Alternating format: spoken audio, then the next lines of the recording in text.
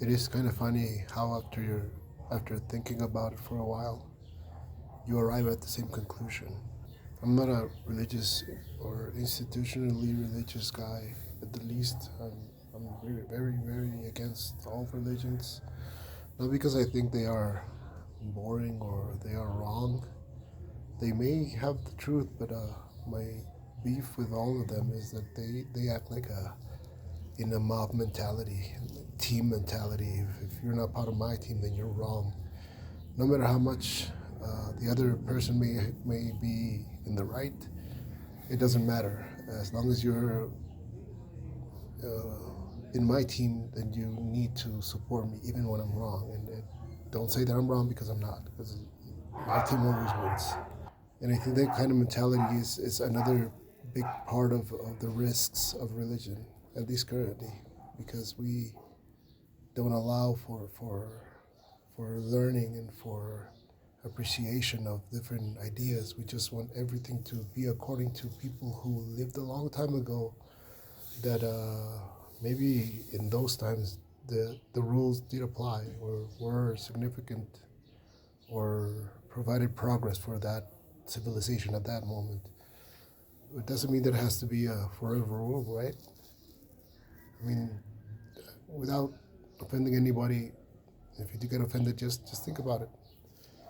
If we invented gods and we invented the religions and we invented the words on it, uh, isn't it very simple for people who have violent or nefarious intent to use it against us ourselves so that we don't actually progress. We don't get to live happy lives. We just get to be servants and slaves of people who stole or cheated or lied their way into wealth or their descendants. So we're supposed to always do what they want to be done just because it's convenient for them. They don't even pay enough taxes to think of themselves as kings. I mean, they're just people bending rules because they have money, and they are the ones in charge of our resources and our taxes and our intent in the world. And every country is the same, and we just base ourselves on unchecked ego over and over again until we're basically killing ourselves just because of pieces of land or resources or ideas of men who have never known love or understand what love is. They didn't even want their families or their wives. They just did it because it had to be done, and some of them even are gay and didn't actually accept it. So they have to be men, and they had to not shame their parents. Because another one of those risky or very risky ideas that religion has is that you have to honor your parents. Again, team mentality, doesn't matter how or doesn't matter why. If you honor them, it means that you need to succumb to their will and to their wants of you. It doesn't matter what you want, as they are right and you are not as right as them. And it's not a bad intent. I mean, most of our parents did want to have us and did want to raise a family, and most of us are happy in that regard. But there are some people who weren't. There are some people who weren't loved at first, who weren't wanted at first, that they were quote unquote accidents, and they end up feeling like that for the rest of their lives, and their parents don't make an effort to maybe correct that because it was done to them as well. So I guess that's how life needs to be.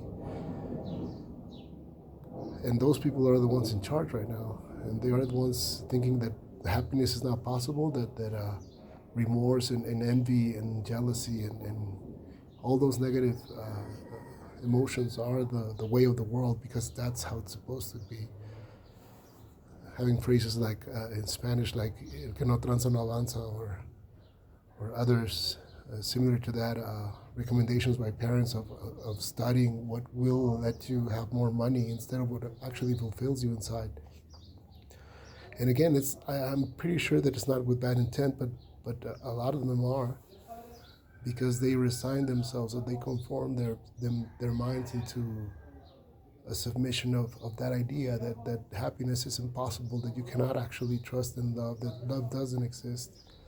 And that's their narrative because that's their experience because they weren't loved to begin with. And some of them are loved and end up being not loved because love does recognize limits and restrictions, right? But not in freedom of personality and all the important stuff, just in discipline and trying to know that everybody has limits and everybody should respect everybody else and nobody should be disrespected in a way that diminishes their humanity or their value. And I think that's a big part of the problem because we have people in charge who think that they are more valuable just because their skin sucks at processing the sun. I know it sounds repetitive, but that's the kind of people that are in charge. Those are the kind of people that are bureaucrats and are in charge of your taxes and whatever gets decided on your behalf. So they end up making decisions based on love doesn't exist, happiness is impossible, so we have to do what's right for profit, what's right for convenience, or what's right for favor, instead of actually doing what's right for the community, not just ourselves, because we are part of it, but the whole community, the whole thing. If we cooperate without anybody actually hoarding like people are doing right now, then I promise you that in 10 years we'll be golden.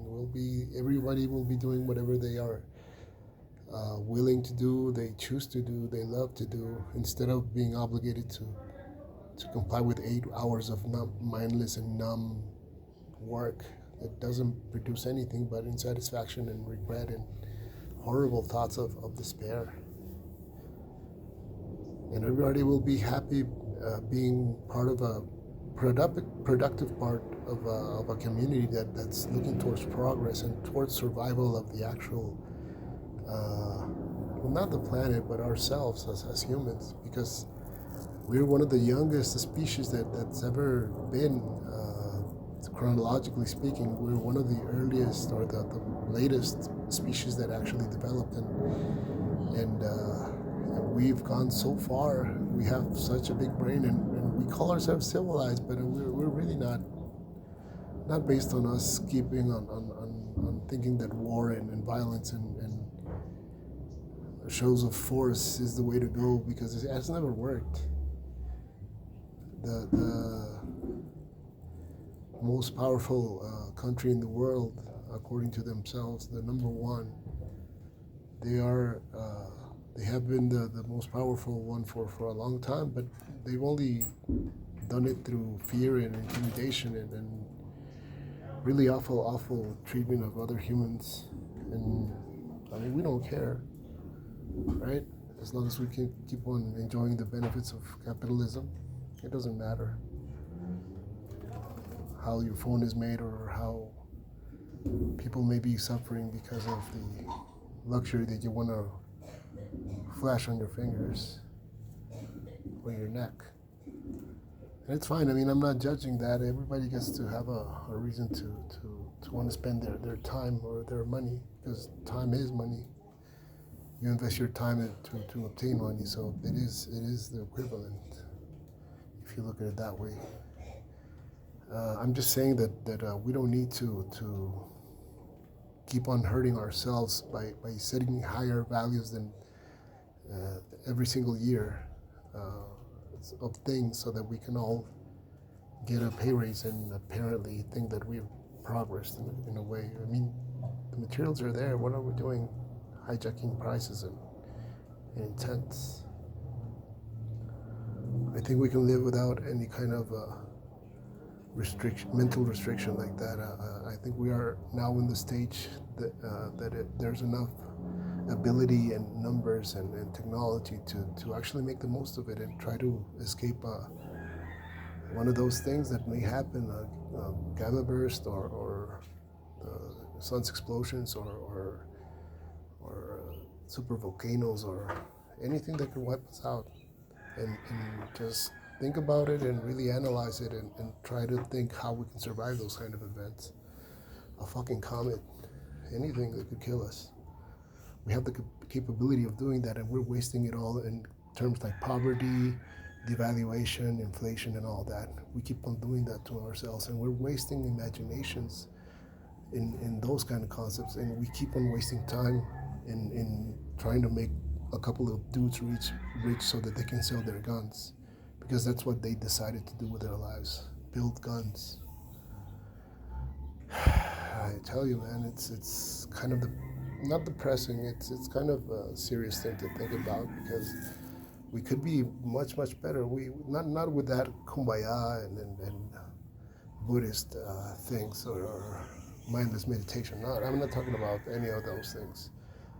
I'm talking about real progress that we can achieve, and real harmony that we can achieve, not in a religious sense, but in an actual sense of humanity and wanting to live one's own experience according to one's own wants and needs. And that's what can save us, man. But I'm very sure that you're going to defend the other mentality, which is, in my point of view, the mediocre one, right? Trying to accumulate, closing the gates behind you so that nobody can reach your level, because you like to feel superior to everybody else. I'm not sure why. And basing your value on the color of, well, not the color, but the amount of melanin that you have in you. How much you suck in processing the sun's rays. That's what makes you the chosen one, the divine. And it's kind of sad, because those are the people, again, that are making the choices that affect all of us. And we could just not keep playing their games and just do things that we've been doing all along, and not follow the money to work them anymore. Because they stole it from us anyway. They stole land, resources, actual money. They stole everything by lying, cheating, and all that. And that's why they think that they are the owners of the capital, but they're just using our time that we invested in us and our ancestors, that we invested in making them rich, so that they can keep on being more rich. And that's kind of an absurd idea. Not even animals think that way. So kind of tells you everything you need to know about unchecked ego. So yeah, I hope you enjoyed this, and thanks so much for your time. Have a great day.